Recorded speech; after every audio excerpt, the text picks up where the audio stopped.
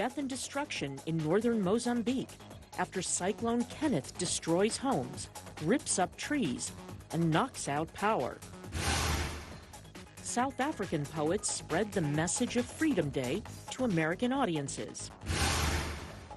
And how a park ranger in the Democratic Republic of Congo snapped the selfie that warmed hearts around the world. Africa 54 starts right now. Good evening and welcome. I'm Vincent McCory. This is Africa 54. We begin in stormy, weary Mozambique, where Cyclone Kenneth roared ashore late Thursday, leaving a trail of destruction in the north, killing at least one person in the port town of Pemba. An emergency operations official says the woman died after being hit by a falling tree. Authorities say the Category 4 storm, with winds gusting up to 280 kilometers per hour, has destroyed homes, ripped up trees and knocked out power to many parts of the region. Authorities had earlier evacuated people from areas that Kenneth would likely hit. Kenneth slams into Mozambique just weeks after the country was hit by Cyclone Idai, which the United Nations has labeled as one of the deadliest storms on record in the Southern Hemisphere. Officials are warning that Cyclone Kenneth could be even stronger than Idai, as it targets an area not used to such storms. This is the first time on record that Mozambique has been hit by two cyclones in one season. According to the UN, before hitting Mozambique, Kenneth swept over the island nation of Comoros, killing at least 3 people. Imagine if you could predict the weather using modern science and traditional knowledge. A woman in South Africa has figured out how to do just that.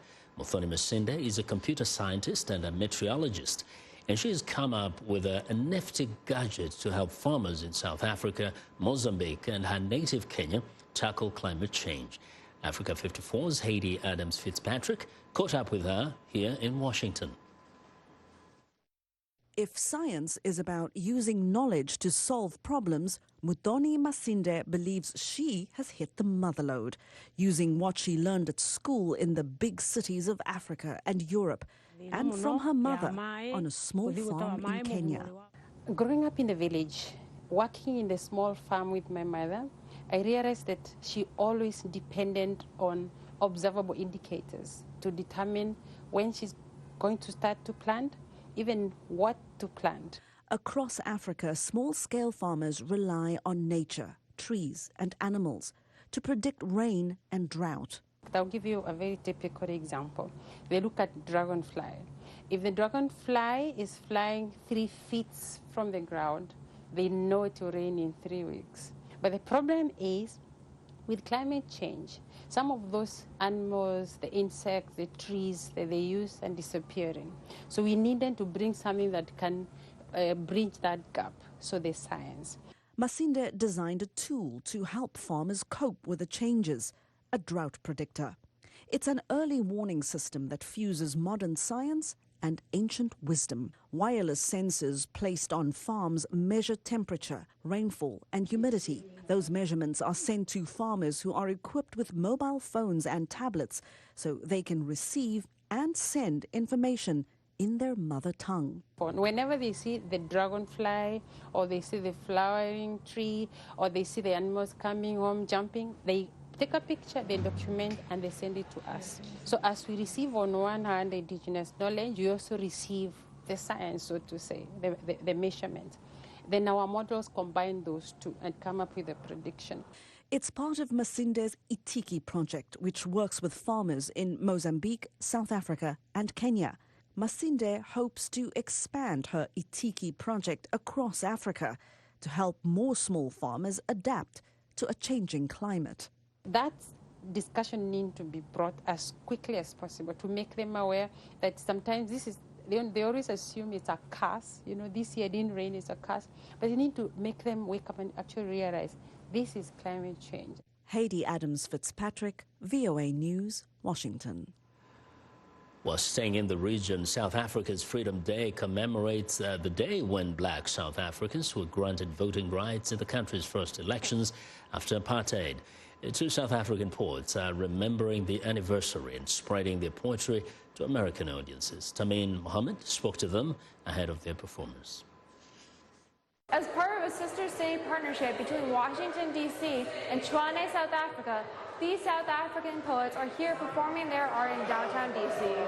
The event is to commemorate South Africa's Freedom Day on April 27th, the first post-apartheid election day that gave Black South Africans voting rights. Moafrika Amogati and Busisi Mahlangu are poets of the Born Free generation, the generation of youth born after apartheid.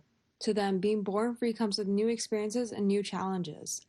Growing up, I see the transformation that we've made as a country, as South Africa. I've seen the progress that has been done, but I also fear that we might be like, okay, it's been 25 years, and then okay, we can get comfortable now, or that whenever we complain about other things or we try to deal with other issues that are still not fixed or not better, then it might say you should be grateful. In the midst of South African election season, where issues like unemployment, corruption, wealth inequality, and land reform are at stake, Mogati emphasizes the need for the youth to vote and get involved.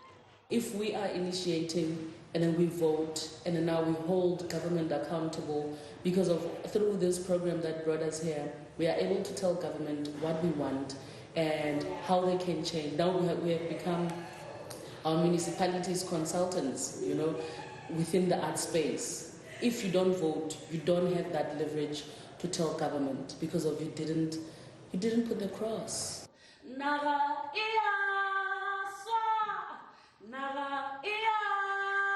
Along with infusing jazz and Kiva vocals in her poems, Mogati code switches between English and Sepedi. In South Africa, we have 11 official languages, and whether we like it or not, some of the languages will be, within the margins. They won't be in the public domain. They won't have enough airtime and media streams, and so for me, from a creative point of view, it's me saying my language is still important, it still exists. Mahlangu focuses on raw verses on mental health, domestic violence, and healing. You want to ask your father why everything sounds dead on his tongue. Before you can, he calls your name 3 times. While she used to struggle with sharing these raw stories, Mahlangu now knows she's making a difference. At the same time that people will come forward and say, this has helped me, this has reaffirmed my pain, this has validated my struggles and whatnot, in a world where we go through life where people are questioning whether depression is real or whatnot, and other mental issues are real or whatnot. So I decided to just keep on delivering the work that I have now and sharing it with people because it does make a difference. The poets will end their DC tour at Freedom Day Bride, which is South African slang for a barbecue. For VOA News, I'm Tami Mohammed. Well, thanks a lot, Tami. Now, there is a power struggle ongoing among Muslim leaders in the Democratic Republic of Congo. The rift is dividing the country's largest Islamic community group. The standoff in the capital comes as some rebels in eastern Congo align themselves with Islamic State and an expansion of its self-declared caliphate. Anastasia Tudieshe reports from Kinshasa.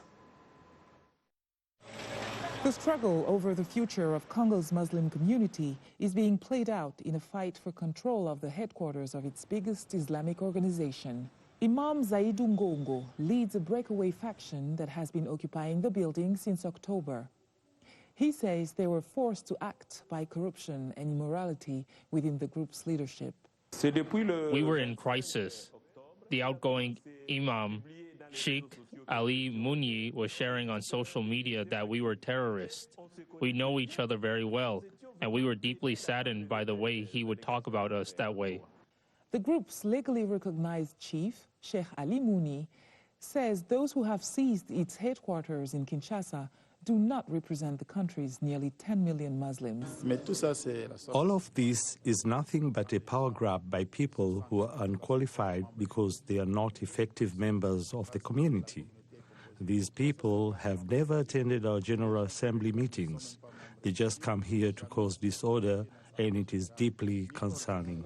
Secretary General Idriss Katenga says Congo's new government has been slow to evict the rival group that is occupying the headquarters. We have come to think that this issue is more than just a Muslim issue. At least 5 times, the Attorney General's office has ordered police to remove these people, but none of those orders has been executed, and no one has ever explained to us why.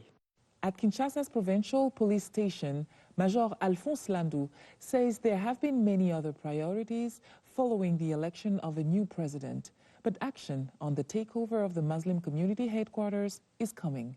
By the end of the week, if not early next week, the police will execute the eviction orders of the state prosecutor. Since the swearing-in of the new president, there have been marches across the city of Kinshasa, and police have had to address these first. With Islamic State militants last week claiming their first attack in Congo and declaring a Central Africa expansion of their self-declared caliphate, those who occupy the Muslim community headquarters say there is no connection. C'est une mauvaise coïncidence. This is a coincidence, a really bad one, but still, we are neither directly nor indirectly related to this story, which we strongly condemn. Distancing themselves from Islamic extremists in the eastern provinces is not enough to unite the factions dividing Congo's Muslim leaders, who say they have no plan to meet to resolve their differences until after Ramadan. Anastasie Tudiège for VOA News, Kinshasa. Now, this is World Immunization Week, and the World Health Organization has launched world's first malaria vaccine. Scientists are also testing a vaccine for HIV, and they are working on vaccines against cancer. Here's VOA's Carol Pearson. Ask any pediatrician about vaccines, and this is what you'll hear. Well, without a doubt, vaccines are one of the greatest inventions of humankind. Because of vaccines, millions of lives have been saved. Through global vaccination, we eradicated smallpox in the 1970s, and now we're on the verge of perhaps eliminating polio. Polio once paralyzed more than 350,000 children every year, until a vaccine stopped that. We're now down to fewer than 20 cases, and only 2 countries with known circulating wild polio virus, Pakistan and Afghanistan. With international support, Pakistan and Afghanistan are trying to bring that down to 0. Certain diseases, smallpox, polio, and measles, can only be transmitted from one person to another. And if you can break the chains of human-to-human transmission, then you can eradicate the disease. Most of the diseases that are vaccine preventable are caused by viruses. But now there's a vaccine against malaria, a disease caused by a parasite. This is the first vaccine against a human malaria parasite. Parasites are really complex organisms, much more so than a virus or a bacteria. And that's why it has taken 30 years to develop this first vaccine. Vaccines are in the making to protect against other parasites as well. We're developing new vaccines for neglected tropical diseases such as schistosomiasis and hookworm infection and Chagas disease and leishmaniasis. Scientists are also developing vaccines against cancer.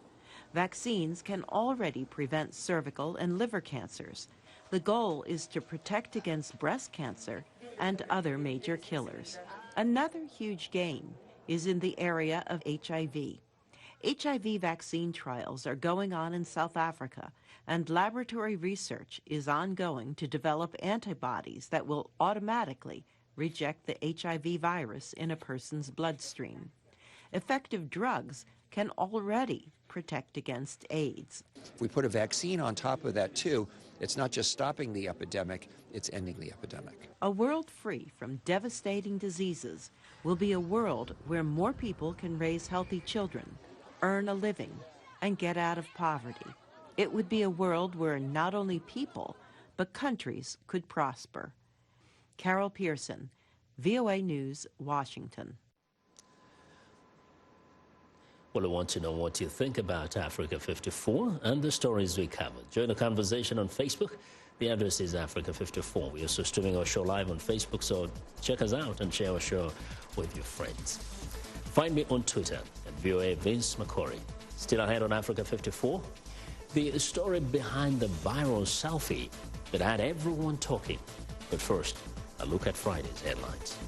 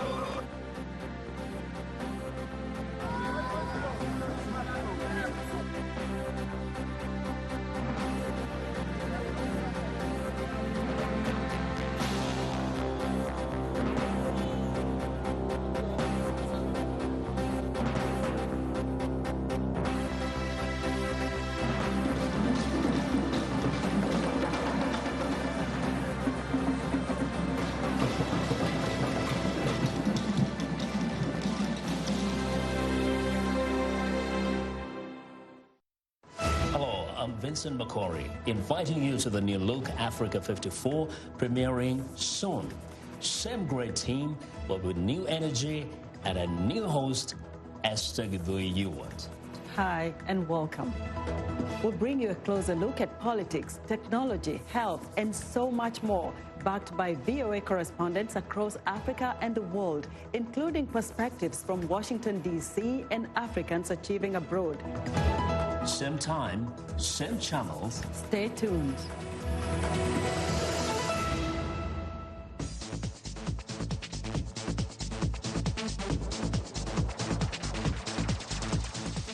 U.S. President Donald Trump this week proposed new measures to crack down on people who travel to the United States on a visa and then illegally remain in the country after their visa expires.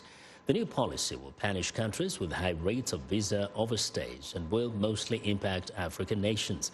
White House correspondent Patsy Widakuswara has the details. In 2018, the United States issued more than 9 million non-immigrant visas for visitors including tourists, students, and temporary workers from all over the world. About 2% remain longer than allowed in the country. The White House has ordered the Secretaries of State and Homeland Security to identify ways to reduce non-immigrant visa overstays within 3 months. Countries that do not reduce their high overstay rates could be penalized with tougher U.S. visa requirement. The policy is seen as an extension of Trump's push to reduce illegal immigration beyond unauthorized border crossings. Congress must also act to fix, however, our horrible, obsolete, weak, pathetic immigration laws. Under the plan, some countries could see tightened visa restrictions or even requirements that travelers pay admission bonds, which would be refunded when they leave. Government data show that in recent years, non-immigrant visa overstays exceed the number of border apprehensions, making up a significant portion of the approximately 11 million people living in the U.S. illegally. But some analysts question the administration's strategy of targeting countries with high overstay rates rather than countries with a high number of overstaying individuals. Chad has an overstay rate, or a suspected overstay rate, about 20%. But that only translates to about 140 people in 2017, whereas you have a country like the United Kingdom, which has more than 23,000 overstays suspected in 2017. So although the rate for the United Kingdom is very low, the numbers, 23,000, is much more than 140. Djibouti, Solomon Islands, Eritrea, Chad, Liberia, and Somalia are among those with the highest overstay rates. It's unclear what steps the countries could take to convince travelers to return home. The administration has not responded to VOA questions about the motivations behind focusing on overstay rates, but immigration activists say the move unfairly targets African countries and could be challenged in the courts. If the government decided that they were going to limit B1, B2 tourist business visas to people from African nations, you could bring a claim based on discrimination and say that this rule change or this administrative change is arbitrary and actually based in discrimination. Analysts point out there may be another reason why the administration is focusing on countries with high overstay rates. These countries are smaller countries, and that the administration may feel that it's easier to deal with them than trying to tackle a large country in which we have a lot of interactions with, like Canada or Mexico or the United Kingdom. Canada, Mexico, and the United Kingdom are countries with the top 5 highest number of total overstays, as well as Brazil and Venezuela. The Trump administration says it considers tackling visa overstays a priority to protect American taxpayers. Patsy Widakuswara, VOA News at the White House. Well, China hosts leaders from 37 countries this week for its Belt and Road Initiative, a massive development program expected to involve more than $1 trillion for infrastructure projects. The United States is warning countries that the projects are primarily aimed at boosting China's economy, and the financial terms carry risks to countries' economies. Now, VOA's Jesusame Oni has more. A parade of leaders arrive in Beijing for a summit showcasing China's growing influence. They have traveled from all over the world because China is offering high-speed train links, modern ports, and new highways. In Africa, South America, Middle East, and some European countries, they see it's a great opportunity because the Belt and Road Initiative primarily emphasizes infrastructure development, which is also made China become successful at the first place in terms of economic development. However, the U.S. says countries could end up with a bad deal, accusing Beijing of trying to lure nations into a debt trap.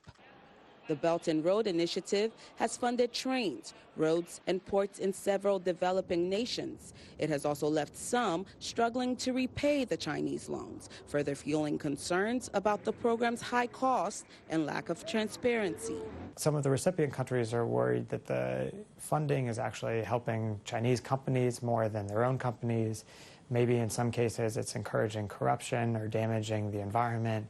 And so we're starting to see a bit of pushback. China this year is adjusting its approach, reducing the cost of some projects, pledging environmental safeguards, and offering to collaborate with partners such as Japan.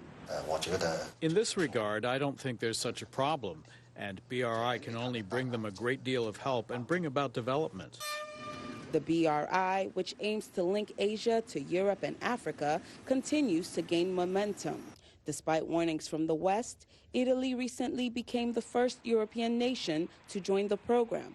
With Switzerland now following suit, Beijing hopes to attract even more. Jesus Semeoni, VOA News, Washington. A new film called The Barrier of Kojo is a tale of family tensions with an overlay of magical realism. Set in Ghana, it is the first feature from Blitz Bazawule, a Ghanaian-born rapper and director. As Michael Sullivan reports, the film got its start as a crowd-funded project and is being widely distributed on Netflix. The Burial of Kojo is the story of a girl, her father, and his brother. One of the brothers goes missing on a mining expedition, and his daughter has to go on this magical journey to rescue him. A journey that blends dreams and reality. Bazawule started as a rapper, then moved into visual storytelling.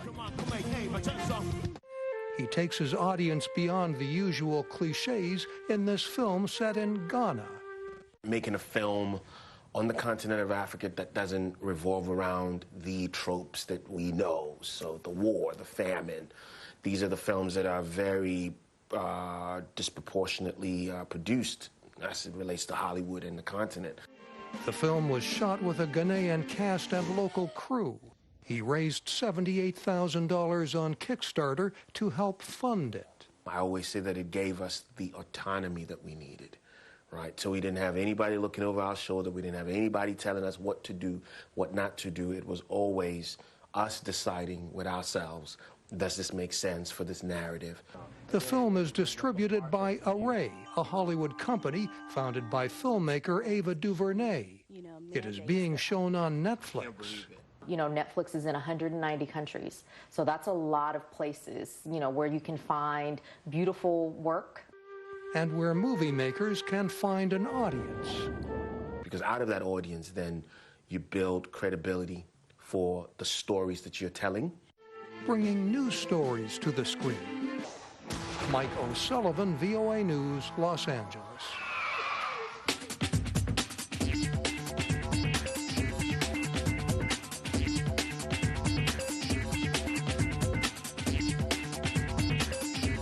Well, and now here's what's trending. Matthew Shamavu works as a ranger and caretaker at the Shekwekwe Center for Orphan Mountain Gorillas in the DRC and took a selfie with the two rescued gorillas called Ndakazi and Deze on April the 18th. The photograph was posted on social media and soon turned viral as people noticed how human-like the gorillas appeared as they stood on two legs and appeared to stoically pose. Shamuvu says his human-like behavior is a normal occurrence for the gorillas at the Shekwekwe Center.